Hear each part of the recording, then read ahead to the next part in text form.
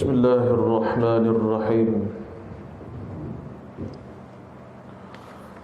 Alhamdulillahi Rabbil Alamin. Wabihi nasta'in. Wal 'aqibatu lil muttaqin. ولا عدوان إلا على الظالمين والصلاة والسلام على أشرف الأنبياء والمرسلين سيدنا ومولانا حبيبنا وشفيعنا وقائدنا محمد وعلى آله وصحبه أجمعين. سبحانك لا علم لنا إلا ما علمتنا إنك أنت العليم الحكيم. قال رب اشرح لي صدري ويسر لي أمري واحلل عقدة من لساني يفقه قولي. ربنا زدنا علما وارزقنا فهما. اللهم آتنا بفضلك أفضل ما تؤتي عبادك الصالحين. ولا حول ولا قوة إلا بالله العلي العظيم. أما بعد.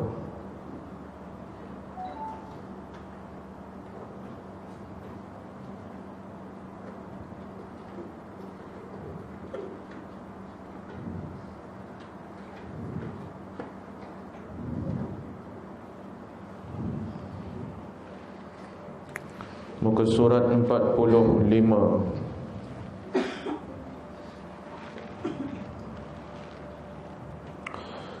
Bismillahirrahmanirrahim. Qala al-musannif rahimahullahu ta'ala wa nafa'na bi'ulumihi fid darain amin ya rabbal alamin.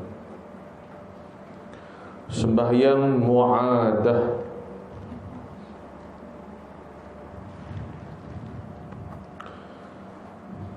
peringatan. Sembahyang fardu yang 5 ini sunat diperbuat berulang.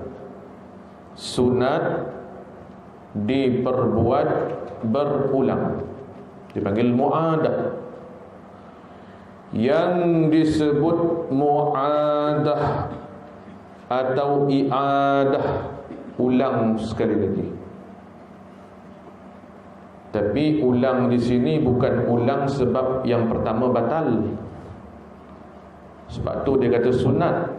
Kalau terbatal sembahyang yang pertama oleh sebab berlaku sesuatu perkara yang membatal akan sembahyang dia, maka mengulang ketika itu bukan sunat, bahkan wajib pula. Yang ini sunat hukum i'adah, ulang semula sembahyang yang telah pun kita tunaikan yang pertama, dikala sembahyang yang pertama itu sudah sah. Baik, iaitu diulang berjamaah sekali lagi bersama orang lain, sekalipun ianya seorang sahaja. Maknanya kalau orang itu, imam itu seorang sahaja, masuk kita dua lah. Umpama seorang telah sembahyang zuhur, sama ada berjamaah atau seorang diri, yakni munfarid. Lepas ia sembahyang, datang seorang lain hendak sembahyang zuhur juga, sunatlah orang yang pertama tadi mengulang. Ini dia panggil mu'adah. Mengulang sembahyangnya berjamaah dengan orang yang baru masuk tadi dengan beberapa syarat. Jadi syarat ini syarat bagi sah sembahyang mu'adah itu. Bila sebut sini beberapa syarat bagi sah ada 7. Jadi begitu juga yang dinyatakan dalam kitab-kitab fiqh yang lain, dinyatakan ada 7 syarat yang syarat bagi sah sembahyang mu'adah ini.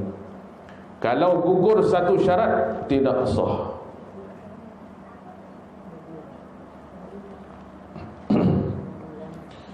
Adapun yang pertama, syarat sah yang pertama, iaitu waktu masih ada. Waktu masih ada. Umpama zuhur, dia dah semayang zuhur pada awal waktu. Jadi sekarang ni contoh zuhur masuk 1.20, dia pun semayang awal waktu, settle semayang. Tiba-tiba mari pula orang lain semayang zuhur. Jadi waktu masih ada, masih dalam waktu. Yang kedua, syarat sah yang kedua, berjamaah dari awal hingga akhir pada sembahyang yang kedua. Syarat sah dia, berjamaah dari awal hingga akhir. Mana kalau dia seorang boleh tak? Dia dah sembahyang zuhur tadi, jemaah. Lepas tu dia berasa nak sembahyang lagi, sembahyang zuhur lah. Bukan jemaah, sembahyang seorang. Tak boleh. Sembahyang muadah ni berjemaah.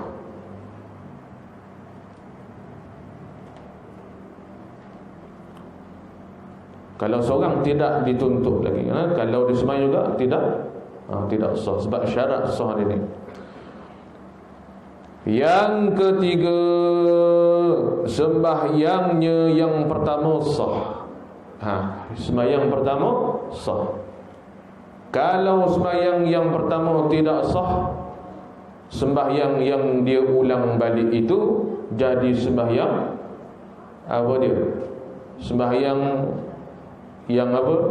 Kita panggil istilahnya pengulangan yang wajib lah, bukan lagi sunat. Pengulangan yang wajib, mu'adah wajib dipanggil. Ni mu'adah sunat ni. Pengulangan yang darjat dia sunat, tak sampai wajib. Tapi kalau syarat yang ketiga ni, dia kata sembahyang yang pertama tidak sah, umpama tidak kena pada baca Fatihah, menyebabkan sembahyang dia tidak sah. Tetapi andai kata kalau dia tidak sedar bahawasanya sembahyang yang pertama ia tidak sah, dia tak tahu pun tak sah. Sebab apa dia tak tahu? Sebab dia tidak ada ilmu yang dia ada, yang baru dia belajar sunat mu'adah. Yang tu baru dia tahu. Umpamanya kita nak buat kes lah. Jadi dia pun tahu, tengok lepas sembahyang ni ada orang sembahyang zuhur, nak tumpang sekali lagi, mu'adah sunat nama dia. Tapi sebenarnya sembahyang pertama dia tadi tidak sah. Tidak sah, dan tidak sahnya itu tidak disedari oleh dia. Umpama kesalahan itu hanya dapat disedari oleh ahlinya. Umpama Fatihahnya tidak kena baca, dia sendiri tak dapat nak trace kesilapan yang berlaku, kerana dia sendiri tak tahu. Padahal ikut hukum tidak sah. Maka jika i'adah yang kedua itu jadi i'adah yang wajib, bukan lagi sunat. Kalau i'adah yang kedua dia kesalahan yang berulang, maka tetap juga tidak sah. Sebab itu kalau Fatihah umpama dia berlaku kesilapan pada Fatihah, tidak ada cara lain melainkan dia mesti mengesahkan bacaan Fatihah dia.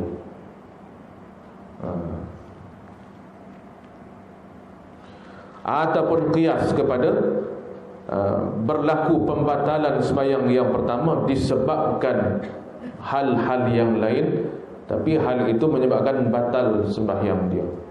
Jadi i'adah yang kedua bukan lagi jadi sunat, bahkan jadi ikut darjatnya wajib i'adah. Dia pada dia sunat, tapi dari segi hukum sebenarnya jatuh wajib. Kenapa jatuh wajib? Sembahyang yang pertama tidak sah.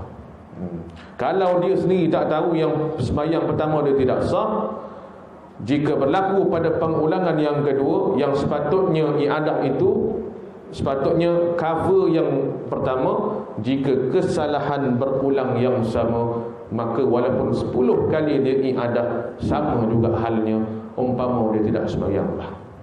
Sebab tu sembahyang ni kena belajar ilmu sembahyang, sekira-kira lepas had fardu ain. Baik, itu syarat yang ketiga. Adapun syarat yang keempat, antara kedua-duanya satu mazhab, yakni mazhab Syafi'i. Maknanya syarat nak muadah sembahyang ni ialah imam itu bermazhab Syafi'i dan kita pun bermazhab Syafi'i.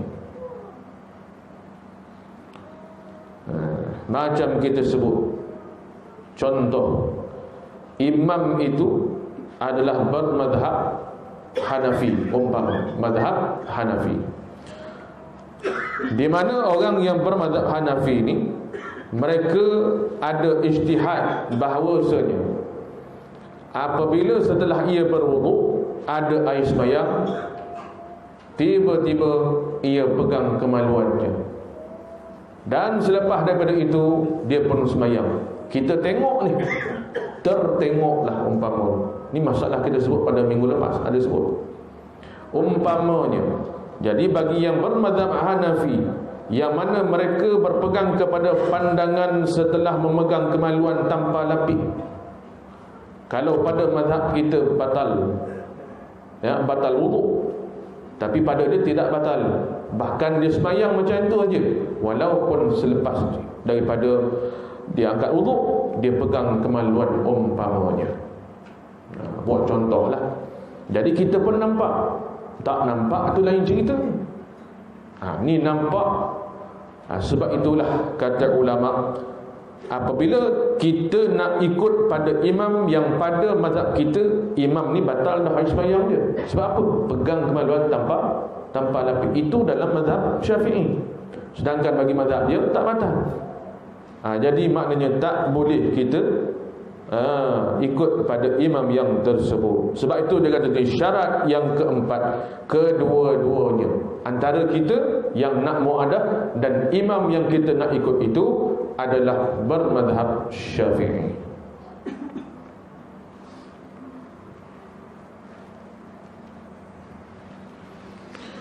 Yang kelima, syarat yang kelima, bukan dalam sembahyang syiddatul khauf. Sembahyang yang sembahyang pula. Syarat yang kelima ialah sembahyang itu bukanlah dalam keadaan syiddatul khauf. Apa makna syiddatul khauf? Sembahyang dalam keadaan takut, umpama perang, umpama gempa bumi dan seumpama dengannya. Syiddatul khauf lebih kepada hal perang sebagainya. Kerana turun ayat syiddatul khauf ni ialah kerana peristiwa perang di antara tentera muslimin dan tentera musyrikin. Timbul turun hukum sembahyang syiddatul khauf. Jadi syarat muadah ni yang kelima, bukan dalam sembahyang syiddatul khauf. Syarat yang keenam, sembahyang berjamaah itu memang dituntut pada dirinya. Memang dituntut pada dirinya. Umpama kita ni memang dituntutlah sembahyang jemaah. Dan syarat yang ketujuh, bukan dilakukan untuk hendak meraihkan khilaf. Yang ni tak ada lah ni. Ni jaranglah. Jadi syarat-syarat yang awal tu biasanya lah, umpama waktu masih ada berjamaah dari awal sembahyang yang pertama sah, antara yang kedua mazhab Syafi'i, ataupun yang kelima bukan dalam syiddatul khauf. Yang kedua terakhir 6 ke 7 tu, yang itu boleh kata benda yang tidak berlaku manalah. Habis itu Jadi apabila syarat tujuh syarat ini dipenuhi, maka luluslah ia untuk muadah sembahyang, umpama zuhur, asar, maghrib, isyak ataupun subuh. Sebab dia sebut sini sembahyang fardu yang 5 itu, maknanya 5 waktu lah, Baik, seterusnya berkata Syekh Muzani. Syekh Muzani ini adalah anak murid pada Imam Syafi'i, Imam Abu Muzani rahimahullah ta'ala, seorang imam besar di kalangan mazhab Syafi'i. Bahkan beliau ini merupakan anak murid yang paling kanan Imam Syafi'i, Imam Muzani. Jadi kata Imam Muzani rahimahullahu ta'ala, boleh diulang sebanyak 25 kali sembahyang muadah. 25 kali kalau sangguplah, 25 kali boleh ulang. Dan kata Syekh Abu Hasan Al-Bakri, salah seorang ulama Syafi'iyah, lebih terkenal dengan nama Al-Imam Al-Bakri rahimahullahu ta'ala. Al-Imam Al-Bakri rahimahullahu ta'ala. Kata Imam Abul Hasan Al-Bakri, boleh diulang beberapa kali, tiada had, tiada ketetapan yang tertentu. Selagi waktu masih ada, bolehlah ia muadah sembahyang itu. Perkara ini dinyatakan dalam kitab Al-Iqna' bagi Syekh Bujairimi rahimahullahu ta'ala, Syekh Ibrahim Al-Bujairimi ataupun Al-Imam dengan gelaran Al-Imam Bujairimi pada karyanya Al-Iqna'. Al-Iqna' kitab fiqh bagi mazhab Syafi'i, antara koleksi kitab mazhab Syafi'i. Al-Iqna' ni kitab tinggi, kitab besar dalam mazhab Syafi'i. Pengarangnya Imam Al-Bujairimi, tersebut dalam juzuk yang kedua, muka surat 103.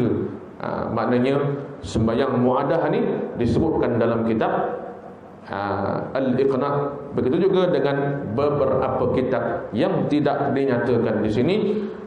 Pengarang mengambil contoh kitab Al-Iqna' yang besar-besar ini, disebutkan perkara ini. Artinya, apa hukum sembahyang diulang sekali lagi? Hukumnya sunat.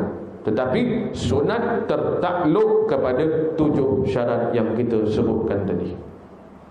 Hukumnya boleh, tak ada masalah.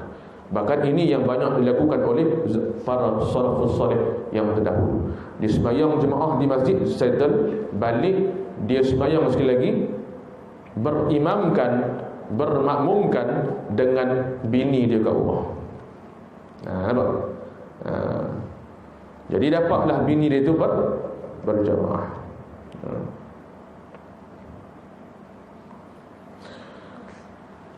Kemudian selain daripada sembahyang fardu yang 5, maka sembahyang Jumaat pun sunat i'adah juga. Macam mana pula Selain daripada sembahyang 5 waktu ni, zuhur, asar, maghrib, isyak, subuh, sembahyang Jumaat pun sunat i'adah. Macam mana keadaannya? Sunat i'adah, sunat ulang balik, ketika mana harus dibuat berbilang Jumaat pada sebuah kampung. sebuah kampung ni dipanggil satu qaryah. Umpama kita kata qaryah Bukit Terendak, ni Bukit Terendak, masjidnya Syuhada, Masjid Syuhada. Jadi tempat buat Jumaat bagi qaryah Bukit Terendak ni Masjid Syuhada. Jadi mana qaryah-qaryah bawah Bukit Terendak ni sembahyang Jumaat di situ. Tetapi apakala dalam satu qaryah ini Syuhada pun buat, surau sana pun buat, surau sini pun buat, ada beberapa tempat dipanggil berbilang dalam satu qaryah buat Jumaat. Macam sekarang ni musim Covid ni banyaklah berbilang kan. Dalam keadaan sekarang Covid ni, surau tu buat, masjid pun buat, padahal satu qaryah. Tapi boleh tak? Ikut hukum asal mazhab Syafi'i, tak sah berbilang Jumaat. Tak sah yang mana? Tak sah tempat yang surau tu buat. Masjid, sebab situ adalah tempat Jumaat didirikan. Ni bila berbilang pada tempat lain, umpama di pejabat pun dibuat juga, tak sah yang pejabat tu. Itu hukum asal dalam mazhab Syafi'i. Tapi ada pun mazhab yang lain, umpama mazhab Imam Abu Hanifah, mazhab Hanafi, boleh berbilang-bilang walaupun tidak ada keperluan. Itu mazhab Hanafi, sah bagi dia. Tapi bagi mazhab Syafi'i tak sah dalam satu kampung berbilang Jumaat, melainkan ada keuzuran, melainkan ada keperluan. Keperluan di sini ulama bahas dengan panjang lebar pula dalam masalah bab Jumaat. Jadi kita tak nak bincang tentang tu, kita nak bincang tentang apa dia? Apabila berlaku berbilang Jumaat, apabila berlaku berbilang Jumaat dalam satu qaryah, yang mana berbilang itu dalam mazhab Syafi'i dibenarkan atas sebab yang tertentu, bukan sebab yang tidak dibenarkan. Dibenarkan berbilang, maka dalam keadaan seperti itu, seperti sekarang ni lah Covid, sana buat, sini buat, surau ni pun buat, tak pernah buat, dia buat juga. Mufti dah bagi lesen buat sembahyang Jumaat, buat. Tapi sunat i'adah semula dalam keadaan macam itu. Tapi kalau tidak ada Covid, tidak ada keperluan, maka tidak ada keperluan untuk i'adah. Kalau Jumaat yang Jumaat itu sah, tidak ada i'adah. Sebab apa? Tidak ada berbilang. Tapi kalau tidak ada berbilang dalam qaryah dia, jangan dia pergi lompat pada qaryah lain pula. Alasannya nak i'adah. Itu tak dituntut. Ni maknanya berlaku dalam satu qaryah berbilang-bilang. Baik. Tapi ini berbeza. Kalau Jumaat itu tidak sah, Jumaat itu tidak sah, bukan i'adah. Bila tak sah, wajib i'adah, bukan sembahyang Jumaat, tetapi sembahyang Zuhur. Mana boleh i'adah kalau sembahyang Jumaat tak sah, mana boleh kita buat balik sembahyang kat rumah, sembahyang Jumaat? Mana sah? Jumaat mana sah seorang? Sembahyang Jumaat ni suka rumahnya 40 orang.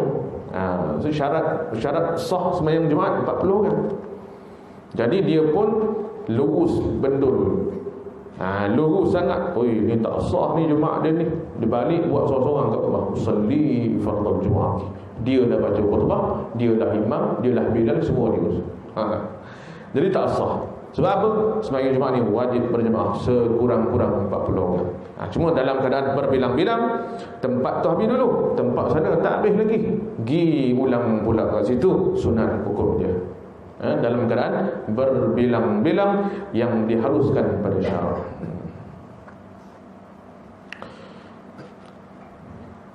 Perhatian, diluluskan seseorang itu, makna diluluskan, dipulihkan, tak jadi salah apa-apa.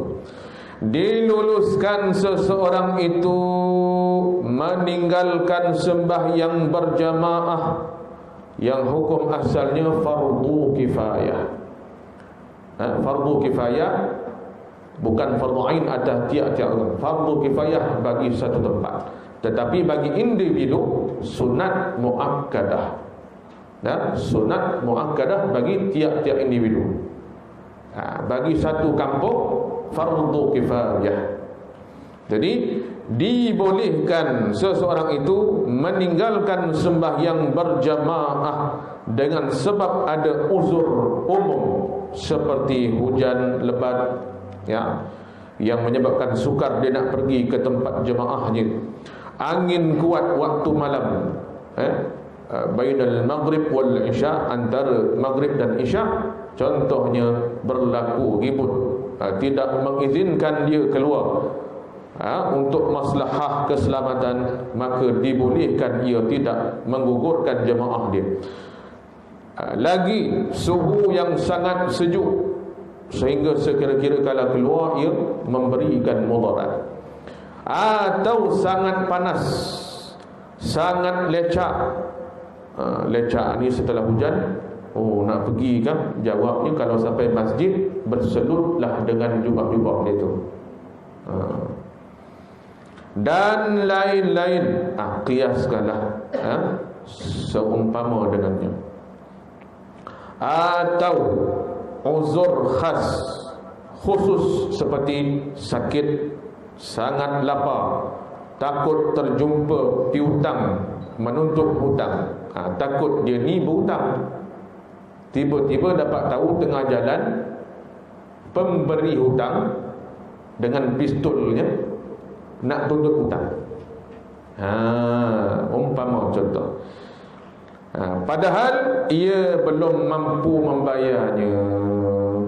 Dia boleh tak pergi jemaah?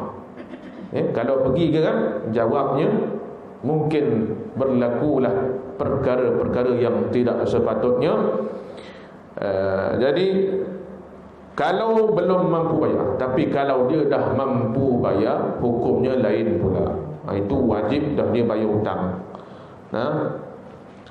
Takut terjumpa musuhnya dan sebagainya, qiyaslah kepada masalah-masalah yang seumpama dengannya. Habis itu Kemudian tajuk yang seterusnya, sembahyang qasar dan jamak. Qasar itu maknanya pendek ataupun ringkas. Qasar itu maknanya pendek atau ringkas. Dan jamak itu maknanya kumpulkan. Bila disebut sembahyang qasar, maknanya sembahyang yang 4 rakaat dijadikan 2 sahaja. Ingat, sembahyang qasar hanya untuk sembahyang yang 4 rakaat sahaja. 3 rakaat tak ada, apatah lagi 2 rakaat tidak ada qasar. Yang boleh qasar hanyalah sembahyang zuhur, asar dan isyak sahaja. Maghrib dan subuh tidak ada qasar. Adapun jamak sahaja. Umpama maghrib jamak dengan isyak.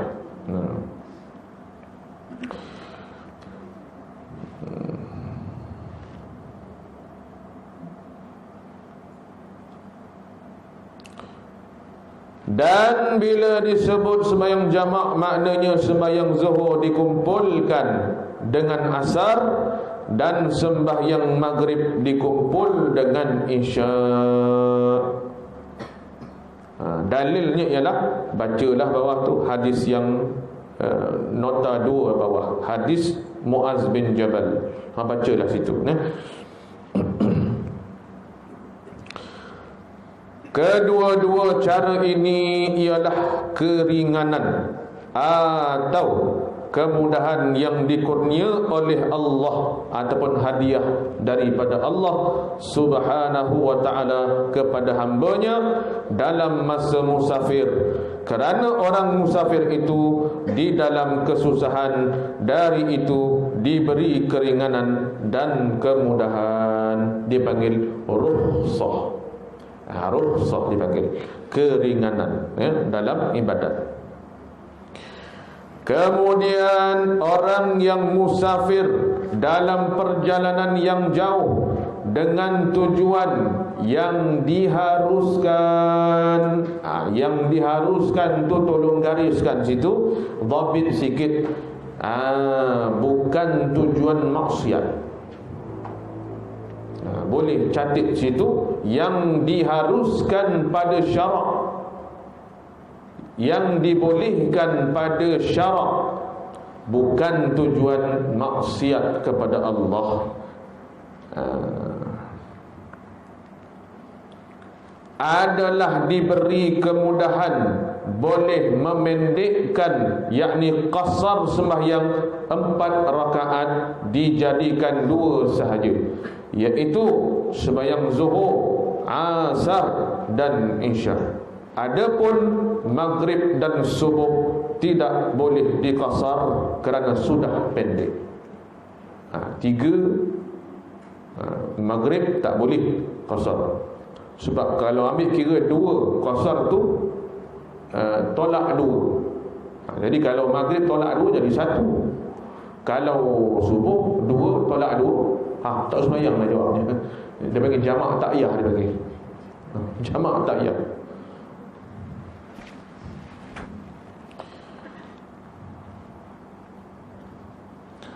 Perkataan musafir itu maknanya orang yang berdagang, dan perkataan safar itu maknanya dagang. Dalam bab ini saya ni pengarang kitab menggunakan perkataan safar kerana lebih tepat kehendak dan maksudnya. Jadi dia guna perkataan safar. Safar ya. Sama je, cuma beza pada lughah dia. Makna yang sama. Mana salah satulah boleh guna. Musafir pun boleh, safar pun boleh. Saya sedang dalam safar, bolehlah. Murad dia itu. Yang dikatakan perjalanan yang jauh itu ialah 2 marhalah, iaitu dikira dengan jalan unta selama 2 hari 2 siang atau 2 malam, atau sehari semalam dengan membawa dagangan, membawa barang-barang berat di atas belakangnya. Ini bahasa fiqh dulu. Dia tak sebut sini 2 marhalah itu. 2 marhalah ialah bahasa yang digunakan oleh hadis Nabi. 2 marhalah. Tapi tidak disebutkan 2 marhalah tu berapa kilometer dia. Maka ulama-ulama terkemudian menentukan 2 marhalah itu umpamanya. Antara ulama yang terkemudian yang menyatakan 2 marhalah itu seumpama almarhum Dr. Wahbah Al-Zuhaili dalam kitab fiqh yang terkenal beliau, Fiqh Al-Manhaji. Di antara karangan Dr. Wahbah Al-Zuhaili disebutkan dalam Fiqhul Manhaji 2 marhalah sama dengan 88.8 kilometer. Itu 2 marhalah lah tu, 88.8. Dan ini adalah pandangan yang jumhur ulama, 88. Kemudian daripada itu ada beberapa khilaf di kalangan ulama dalam menentukan kilometer. Yang paling rendah di kalangan pandangan-pandangan ulama ialah sekitar 81, yang paling rendah. 80 tak ada. 81 kilometer. 84 ada. 86 ada. 88 ada. Yang jumhur 88. Ini kiraan Dr. Wahbah Al-Zuhaili dan pandangan sekalian ulama ataupun majoriti ulama, 88.8 kilometer. Apabila jarak itu tercapai ataupun dengan sebab kita mengetahui khilaf ulama, ada yang menyatakan 81 km sudah melepasi 2 marhalah. Maka apabila dalam perjalanan kita itu melebihi 81, sudah boleh dijamak qasarkan, walaupun tak sampai 88.8 km. Tapi kalau kita nak pegang kepada pandangan 88 dengan tidak menerima pandangan 81, maka kita kena tunggu 88.8 km. Kerana itu kita nak bertaklid kepada pandangan itu. Tapi kalau kita ni boleh berlapang dada dan kita boleh terima 81 km itu sebagai 2 marhalah, maka kita berjalan, kita safar lebih 81, tengok meter kereta kita melebihi 81, maka bolehlah kita menjamak qasarkan sembahyang kita. Setelah diukur ni nak sampai ke tempat ni lebih 81, maka boleh dah. Itu pandangan yang paling kurang dari segi bilangan kilometer, 81. Dia ada 84, 86, 88.8 jumhur, dan ada juga 90 kilometer 2 marhalah. Ini khilaf di kalangan ulama yang mengira dengan 2 marhalah itu. Ini istilah fiqh dia sebut selama 2 hari naik unta, selama 2 hari itu ukuran orang dulu. Kalau naik unta, jalan unta tu 2 hari, apa dia? 2 siang atau 2 malam, maka itu 2 marhalah lah tu. Tengok, dia panggil mujahadah orang dulu. Kita hari ni senang je, tengok papan papan tanda kilometer pun boleh tentu dah. Tahu dah nak sampai tempat ni berapa, tengok papan tanda tu. Nak ke tempat ni 350 km. Sudah tahu dah, lebih dah tu.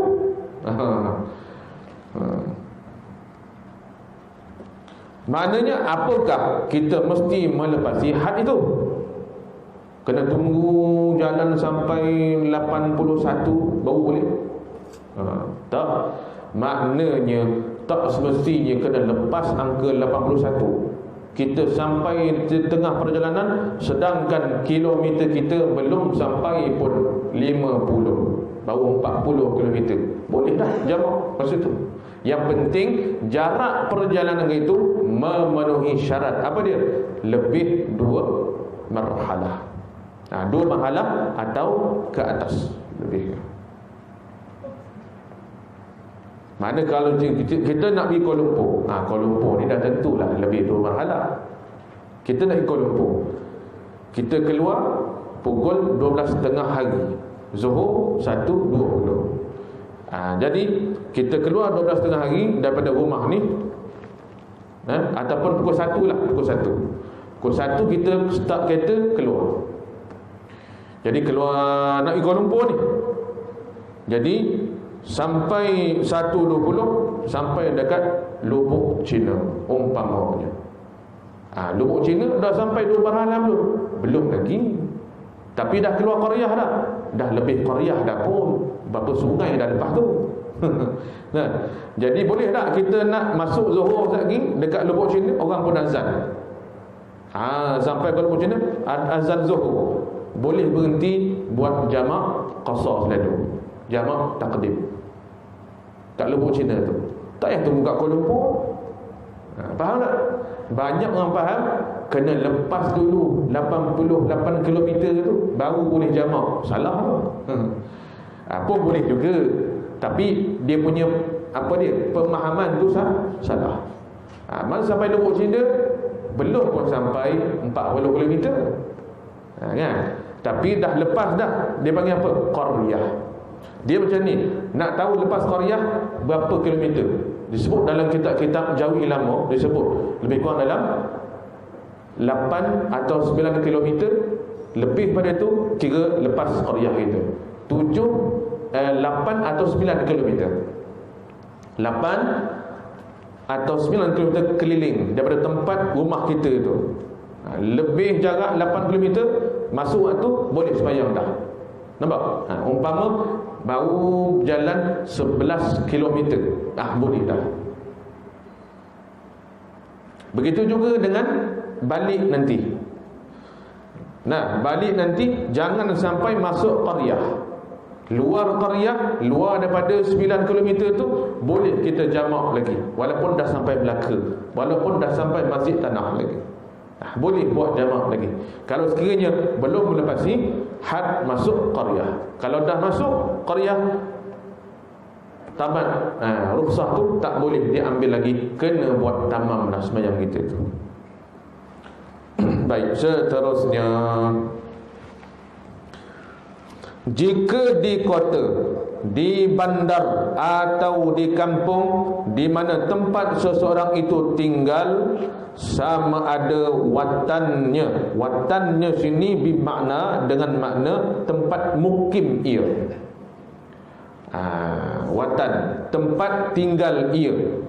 Senang ceritalah, kampung halaman dia.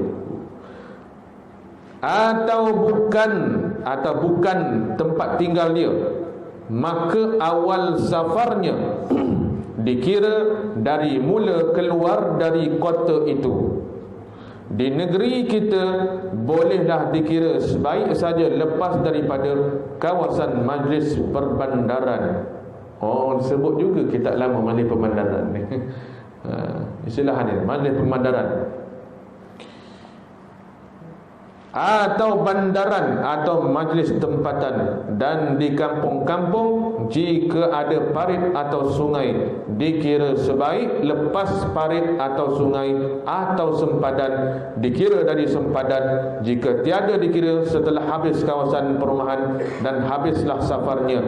Apabila ia sampai ke watannya, sebaik jejak ke kota atau kawasan bandaran masa bertolak. Senang ceritanya, saya sebut dah tadi, kalau kita nak pergi Kuala Lumpur, pukul 1 kita bergerak, 1 tengah hari, tahu dah Zohor 1.20, kita pun start kereta pukul 1 jalan.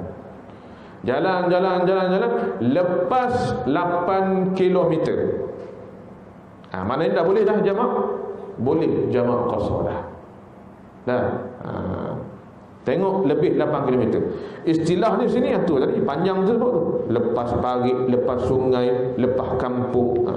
Jadi nak faham ni kan, kampung mana? Situ pun kampung, sini pun kampung. Kampung mana nak kira? Jadi senang ceritanya, ambil kata putus lepas had 8 km. Senang cerita lah. Mana lepas lah, jangan 6 km dia pergi buat jamak, tak sah jamak dia. Pasal apa? Belum lepas had yang dibolehkan ia menjamak qasarkan sembahyang dia. Walaupun jarak dia sebenarnya dari segi 2 marhalah lulus, tapi syarat yang nak keluar tu tak lepas. Dia mesti lepas 8 km daripada rumah dia.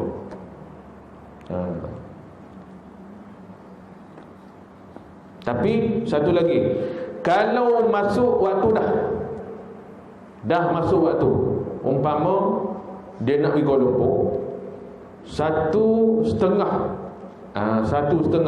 Zohor masuk 1.20, dia siap-siap gedebak-gedebuk 1.30, orang azan dah, dia pun keluar 1.30, masuk waktu dah, sembahyang belum lagi ni dah. Jadi dia pun keluar sampai kat Seremban, sehingga kat RNR dia pun sembahyang jamak Zuhur, jamak takdim. Sah tak? Tak sah. Sebab apa? Masa dia keluar tadi orang azan dah. Sepatutnya dia kena sembahyang Zuhur dulu baru boleh keluar. Sembahyang Zuhur cara biasa, tamam. Tak boleh jamak sebab dia belum keluar lagi daripada rumah dia dan belum melepasi 8 km. Dia keluar masa orang azan dah masuk waktu. Kalau dia keluar sebelum orang azan, okey, boleh. Jadi kalau dia masih berada di dalam rumah atau masa dia belum melepasi had 8 km, orang azan dah, dia tak boleh, tak lulus untuk jamak qasar. Sembahyang zuhur tamam, nanti asar qasar saja. Kalau nak jamak qasar, dia mesti keluar sebelum orang azan dan melepasi 8 km, belum lagi azan masuk waktu. Faham tu? Nah.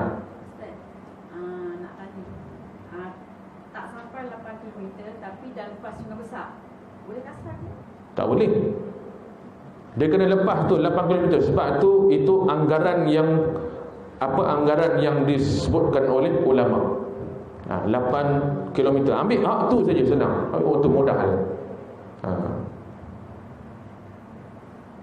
Ini contoh dia, kalau kita kat sini lah mijit tanah luas, boleh. Mak di sini dah mijit tanah tu dah 8 km, maknanya di situ boleh. Boleh dah tu. Kan senang saya sebutkan. Tak usah pening-pening lah. Dah ada 8 km tu, lepas sudah lah. Boleh dah jamak. Pegang tu sudah. Baik.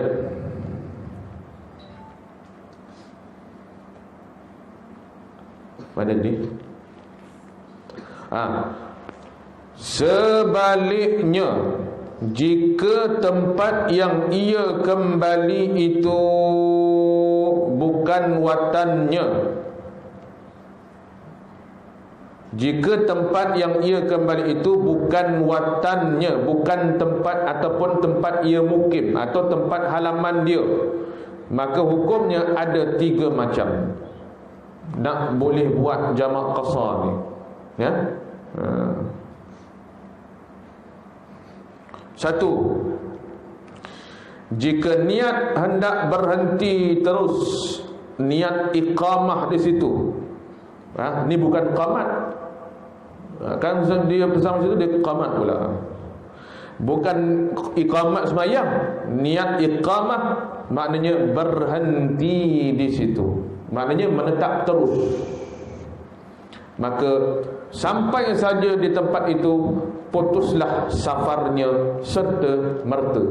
Maknanya sampai tempat tu, masuk saja kawasan tu, dia tak boleh buat jamak dan qasar. Sembahyang kena tamam. Sebab apa? Niat dia ialah untuk menetap di situ terus. Contohnya 4 bulan ke? Contohnya 2 bulan ke?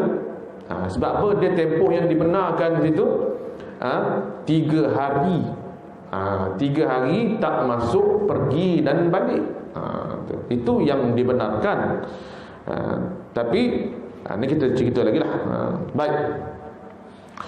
Yang kedua, B, jika ada niat hendak pergi ke tempat lain dan berhenti di situ sementara, kurang daripada 4 hari, lain daripada hari masuk dan hari keluar. Tak masuk hari pergi dan hari keluar, kerana ada urusan yang diharap-harap boleh selesai 2 atau 3 hari. Itu pada kiraan dia lah, anggaran dia. Maka tiadalah putus safarnya, yakni dia boleh ambil rukhsah, yakni boleh qasar dan jamak. Pada hak orang ini, maknanya hak orang ni lah, dia boleh jamak qasar. Maknanya dia sampai tempat yang dia nak pergi itu, tempat safar dia tu, kerana ada urusan yang dia kira-kira boleh selesai 2 atau 3 hari, tapi tak lebih 4 hari lah. Tak lebih 4 hari, bawah 4 hari. Dia boleh selesai dalam 2 atau 3 hari. Itu pada kiraan dia lah, anggaran dia boleh selesai 2-3 hari selesai.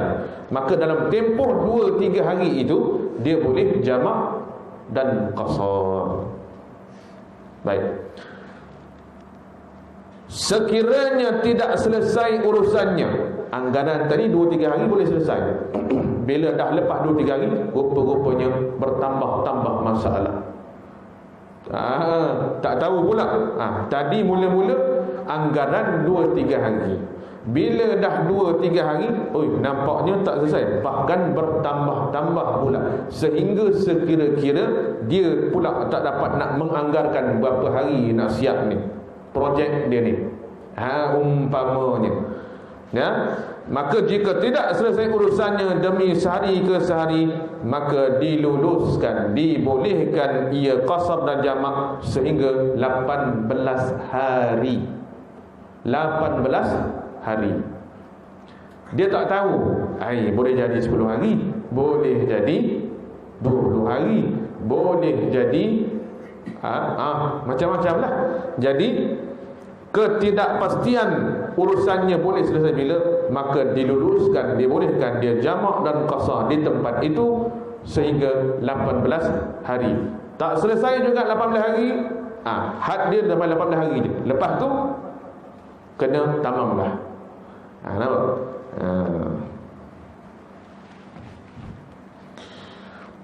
Yang ketiga, jika hendak berhenti 4 hari dengan tiada urusan, umpama balik kampung, nak tengok apa dia, ziarah balik kampung lah, balik kampung. Jika hendak berhenti 4 hari dan ke atas, 4 hari dan ke atas, niat dia dah memang balik kampung 4 hari dan ke atas, dengan tiada urusan yang penting, putuslah safarnya. Maknanya sampai dekat kampung, kat rumah kampung halaman dia, tidak boleh qasar dan jamak, sebaik-baik tiba di kawasan itu. Faham? Syaratnya dia dah berniat 4 dan ke atas, dengan tiada apa-apa urusan pun, sekadar balik kampung saja. Buat apa? Nak mandi sungai, itu bukan maslahah, tapi benda tu boleh jamak dalam perjalanan sajalah. Cuma sampai itu dia tidak ada urusan penting yang perlu diselesaikan, sekadar balik kampung biasa saja, maka 4 hari dan ke atas dia tidak boleh. Bila sampai saja dia tidak boleh jamak qasar, dia kena sembahyang tamak. Hari dia tiba tu dah punggah back dalam rumah mak ayah dia, masuk zuhur lagi, apa dia? Sembahyang tamam dah, tak boleh jamak qasar. Faham? Sebab apa? Niat dia memang dah nak menetap lebih daripada 4 hari. Tak boleh dah, kena tamam. Baik, kalau dia balik kampung, dia balik kampung, ziarah mak ayah, nak balik kampung, tetapi 3 hari saja nak duduk, 3 hari saja, bukan 4 hari, 3 hari, maka dipanggil ia musafir yang sementara, maka dibolehkan dia jamak qasar selama 3 hari tersebut. Faham tu? Jadi dia balik kampung walaupun sekadar ziarah, tidak ada urusan penting-penting, maka dia boleh jamak kalau sekiranya dia menetapkan 3 hari.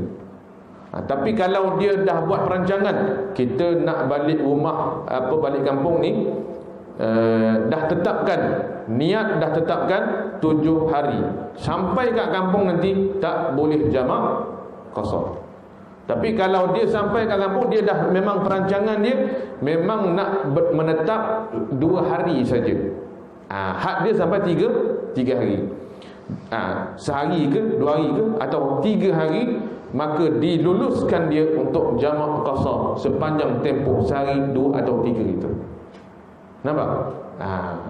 Kalau lebih daripada itu, maka tidak boleh, dia kena tamamkan sembahyang dia.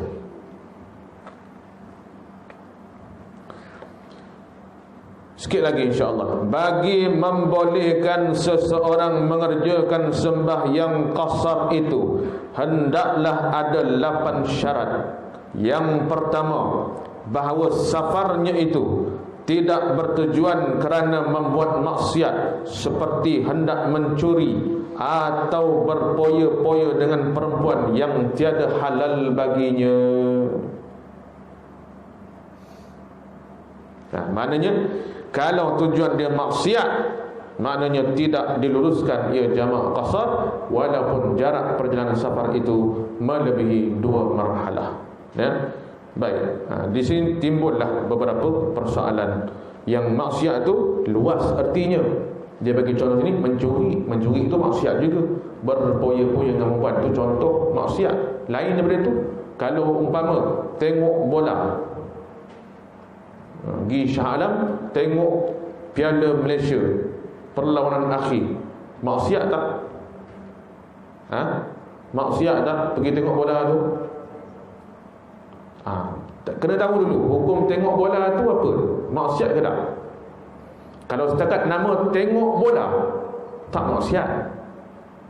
Tengok bola tengok bola, belik bola tu dah. Tengok bola memanglah kan, belik bola tu bukan maksiat. Tapi tengok orang main bola pun, kalau kena pada syaratnya yang main pun tutup aurat, lepas tu tengok dalam keadaan suasana pun tidak ada percampuran yang melangkaui ikhtilat lelaki perempuan, maka ia diharuskan, bukan maksiat. Mana atas nama tengok perlawanan bola belum lagi dikira maksiat. Sebab apa? Hukum main bola itu adalah harus. Al-aslu fil asya' al-ibahah hatta yadullu 'ala dalil 'ala tahrimuha. Itu kaedah usul fiqh. Maknanya asal seluruh hukum itu tengok bola. Ada tak pengharaman dalam Quran atau hadis? Ada jumpa hadis diharam tengok bola? Adalah diharamkan main bola, sepak bola? Tak ada ayat Quran, tak ada hadis yang melarang tengok bola, orang bola. Maka hukum asalnya harus, sama ada main bola ataupun tengok perlawanan bola, penonton. Tetapi ia boleh berubah kepada maksiat apabila dalam perlawanan bola itu ada unsur maksiat. Apa dia? Banyak kalau sekarang ni. Apa dia?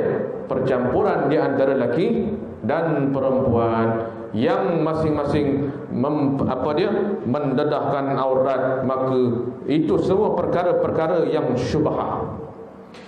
Maka perlawanan yang seumpama dengan itu, maka tidak, ulama kata tidak dibolehkan, tidak diluruskan untuk jamak dan qasar. Kerana apa? Kerana ada unsur-unsur maksiat dalam perkara yang asalnya hukumnya harus. Nampak tak?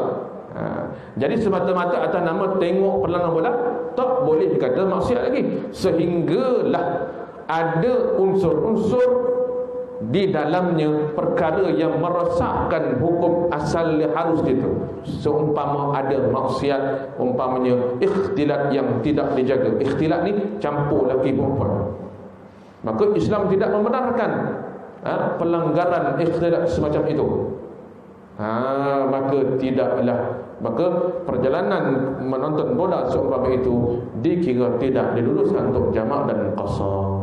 Boleh faham?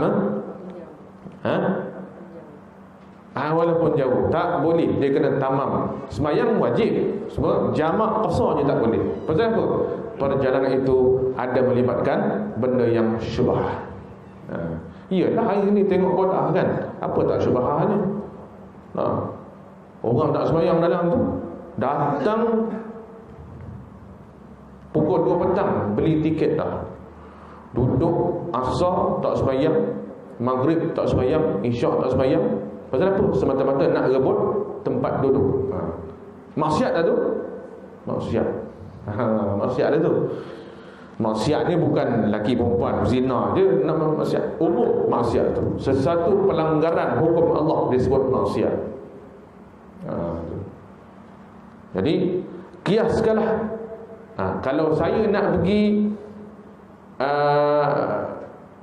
daripada Melaka nak musafir pergi ke Perak, ada apa kat Perak? Ada pertandingan memancing. Ada pertandingan memancing. Boleh tak jamak qasar? Dari segi jarak lulus. Memancing, pancing ikan, apa salahnya? Maksiat tak pancing ikan tu? Jawab macam kes bola tadi lah. Jawab kias macam kes bola tadi lah. Asal hukum mancing ni apa? Ada? Harus. Nak mancing harus. Tetapi ia boleh jadi maksiat apabila memancing itu dia masuk dengan mancing. Saya masuk dengan mancing kat pantai Lumut tu. Jadi pertandingan mancing pula jenis apa dia? Bayar yuran satu joran RM100. Jadi judi namanya. Pertandingan mancing tu jadi judi. Jadi pertandingan mancing itu asal hukum harus, tetapi oleh kerana sistem pertandingan mancing itu menggunakan kaedah judi, maka perjalanan itu dikira maksiat kepada Allah, walaupun memancing itu tak salah. Yang salahnya ialah berjudi. Maka berjudi itulah sebab tidak meluluskan jamak dan qasar. Kalau dia jamak qasar juga, maka tidak sah jamak dan qasar itu. Kiaslah pada lain-lain. Kiaskan gitu. Melainkan memang ada nas, dalil mengatakan benda ni tak boleh. Nak pergi Kuala Lumpur apa? Nak minum arak. Nak pergi Kuala Lumpur apa? Nak minum arak. Ada hukum kata, ada nas tak kata haram? Ada dalil tak kata haram minum arak tu? Dalil qat'i lagi, dalil muktamad. Maksudnya hukum minum arak ni haram, berdosa besar. Maka perjalanan itu maksiat. Jelas, tak perlu dalil, tak perlu apa dia? Tak perlu tanya lagi dah. Dah ada dalil kata haram. Tapi hukum yang tidak ada dalil pengharaman, umpama mancing, main tengok bola, tengok orang main badminton dan sebagainya, yang mana tidak ada dalil pengharaman perbuatan tersebut, maka al-aslu fil asya' al-ibahah. Ambil balik kepada hukum asal. Sesuatu hukum itu asalnya harus dibolehkan dalam agama, sehinggalah ada dalil yang mengatakan benda itu haram. Sehingga itu maknanya kena tengok kemudian majlis pertandingan mancing itu ada tak benda-benda maksiat? Ada, judi. Maka jadilah apa dia? Akhirnya ada maksiat kerana ada judi. Judi diharam dalam Islam. Bukan sebab mancing lah, sebab judi itu.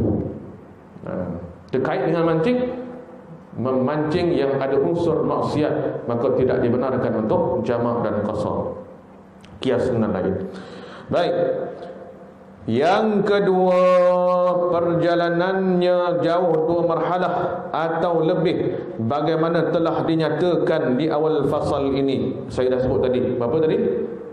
88.8 km pandangan yang rajih, pandangan yang kuat, majoriti. Ada pun khilaf 84, 86, 81 paling rendah sekali.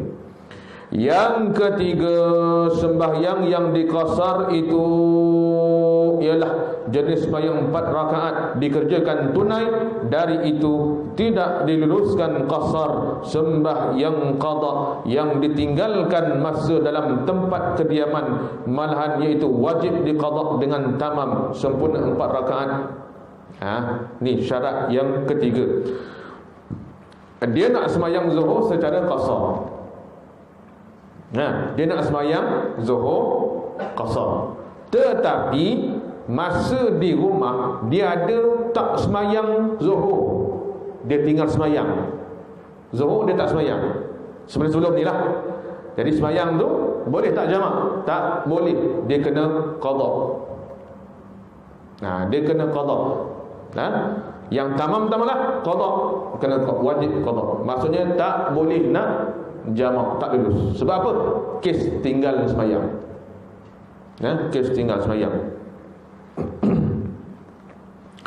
Tetapi sembahyang yang ditinggalkan dalam masa safar harus diqada dengan qasar dalam masa safar, dan harus diqada dengan tamam, dan tidak harus diqada dengan qasar bila sudah sampai ke tempatnya. Ni macam mana pula?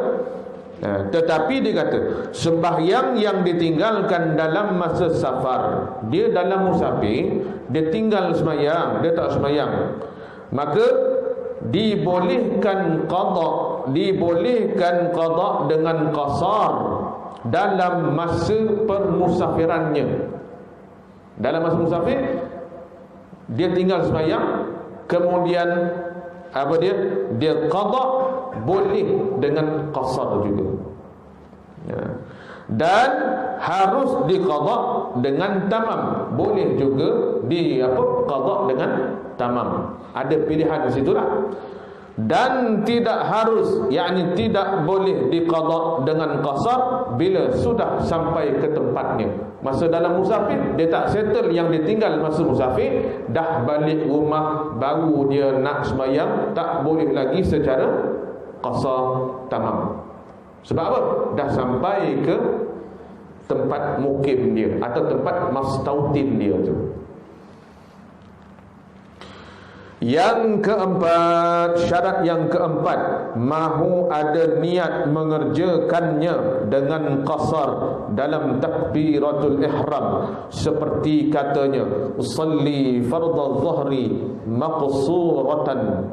Artinya sahaja aku sembahyang zuhur dipendekkan. Allahu akbar. Baik, kita belajar bab niat. Sembahyang fardu wajib 3 perkara. Apa dia? Qasad, ta'arud, wa ta'yin. 3 ni wajib dalam mazhab Syafi'i. Sembahyang fardu. Nah, sembahyang fardu biasa, bukan qasar. Tu dulu, ambil tu dulu. Nah, kita nak sembahyang zuhur, niat baca usalli fardhu dhuhri arba'a raka'atin adaan lillahi ta'ala. Allah dalam hati, aku salat fardu zuhur, sah niat tu. Tapi kalau qasar, nah kita singgah yang membolehkan kita qasar zuhur umpamanya. Jadi maksud niat Allah dalam hati, aku salat fardu zuhur qasar, sah. Tambah qasar, wajib tu tambah. Wajib tambah qasar, bukan sunat, wajib. Jadi qasad aku salat atau sahaja aku sembahyang. Ta'arud menentukan fardu lah. Ta'yin waktu apa? Zuhur. Lepas tu kalau qasar, sebut lintaskan qasar, baru sah dia punya sembahyang qasar. Kalau gugur satu, yakni qasar tak ada, maka dia jadi sembahyang tamam.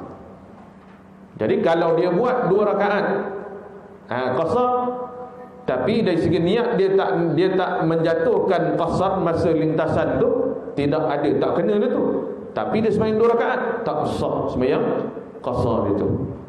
Sepatutnya kena tamam. Jadi sila ambil beratlah. Bila kita sembahyang qasar, lintaskan aku sembahyang fardu, zuhur, qasar. 4 benda je lintaskan. Masa bila? Allah. Masa tu lintaskan perkataan tu. Aku sembahyang fardu, zuhur, qasar. Sah niat tu. Boleh tak? Okey. Kalau tak ada, ni yang mulut ni sunat tu. Ingat, usalli fardhal dhuhri qasran raka'ataini adaan lillahi ta'ala. Itu sunat. Tak baca pun tak apa. Yang wajib ialah tu, tempatnya di hati. Tu. Ataupun usalli fardhu dhuhri raka'ataini qasran. Jadi segi lafazlah sunat je. Saja aku sembahyang zuhur 2 rakaat pendek. Qasran tu pendek ataupun ringkas. 2 rakaat. Baik, habis itu. Yang kelima, tidak boleh mengikut orang sembahyang tamam. Kita ni nak sembahyang qasar, zuhur 2 rakaat.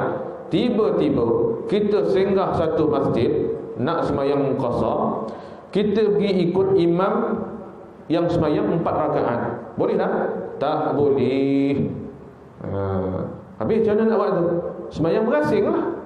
Ataupun kita ada 3-4 orang yang musafir dengan kita, jemaah kita lah. Ya? Kalau nak ikut imam boleh, tapi tamam. Tapi mana yang afdal? Sembahyang tamam ke sembahyang qasar? kalau dia ikut jemaah. Ha? Kalau dia ikut imam tu eloklah dia. Tak, dari segi ni, di manakah aulanya? Aula ambil rukhsah ke aula ikut yang tamam? Dari segi ambil hukum tu dulu. Dari segi mana, lagi segi aula sembahyang seorang ke sembahyang jemaah? Aulanya jemaah lah. Itu dari segi hukum jemaah tu. Ni hukum jamak qasar. Bila kita dah boleh musafir, dah boleh sembahyang jamak qasar, mana yang lebih aula, afdal? Jamak qasar lah, kan? Tu hukum dia. Tapi boleh tak jamak? Boleh jamak lah. Boleh tak kita tamam? Boleh je, tak masalah. Cuma nak ceritanya, dia tak boleh berimamkan pada imam yang sembahyang tamam, sedangkan dia nak buat zuhur 2 rakaat qasar. Tak lululah dia nak ikut imam yang sembahyang tamam. Nanti imam tu naik rakaat yang ketiga lepas tahiyat awal, kita lagi salam pula, menyalahi imam namanya. Ada orang macam tu, saya pernah tengok. Selamba dia je, orang tak ngaji je begitu.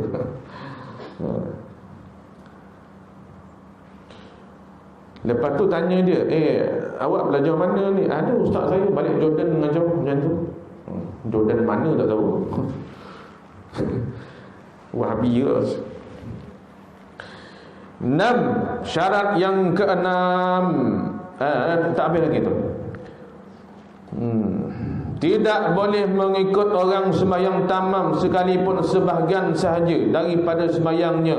Jika sekiranya ia mengikut orang itu, nescaya wajiblah ia menyudahkan sembahyangnya secara tamam. Awak nak ikut sangat imam tu, kena buat 4 rakaat, tak boleh qasar. Kena tamam sebab nak ikut imam tu. Kalau tidak, kalau nak buat niat nak buat qasar, buatlah qasar tanpa mengikut imam tu. Kalau ada kita 2 orang, buatlah jemaah di tempat-tempat lain dalam masjid tu, sekadar menumpang saja, kita buat jemaah kita. Tak salah tu, orang pun faham. Yang ke-6, bahawa orang yang musafir itu dengan ada qasad pergi ke tempat yang tertentu, maka jika tidak tentu tempat yang hendak dipergikan, tidaklah harus ia sembahyang qasar. Mesti ada qasad.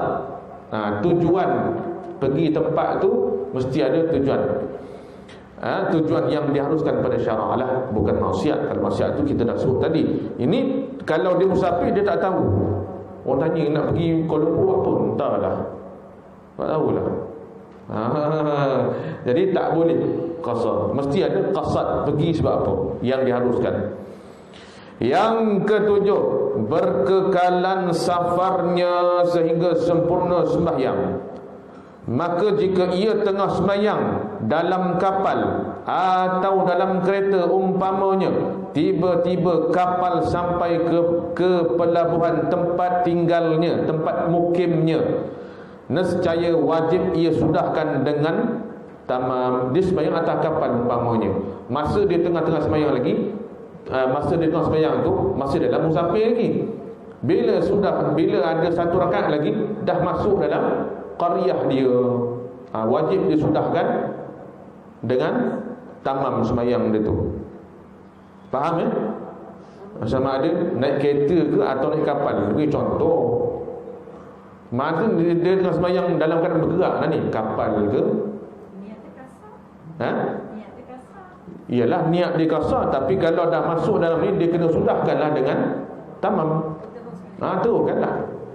Tak masalah kalau dia nak qasar pun kan. Tapi sebab dah tak lulus, dah tak boleh dah, tak lepas, dia kena buat tamam. Itu je. Selagi qasar ta'arud ta'yin tu ada, cukup lah.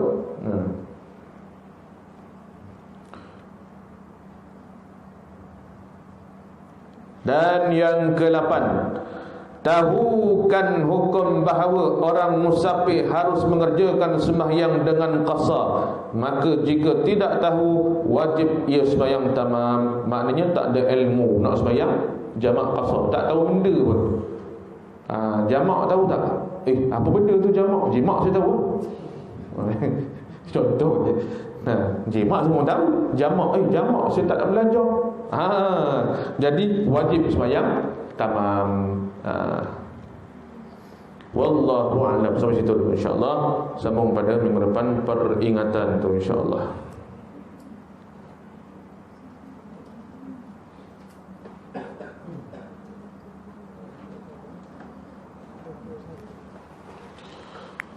Bismillahirrahmanirrahim. Alhamdulillahirabbil alamin wassalatu wassalamu ala asyrafil anbiya'i wal mursalin sayyidina Muhammad wa ala alihi wa sahbihi ajma'in. Allahumma anfa'na bima 'allamtana wa 'allimna ma yanfa'una bi rahmatika ya arhamar rahimin. Rabbana atina fid dunya hasanah wa fil akhirati hasanah wa qina adzaban nar.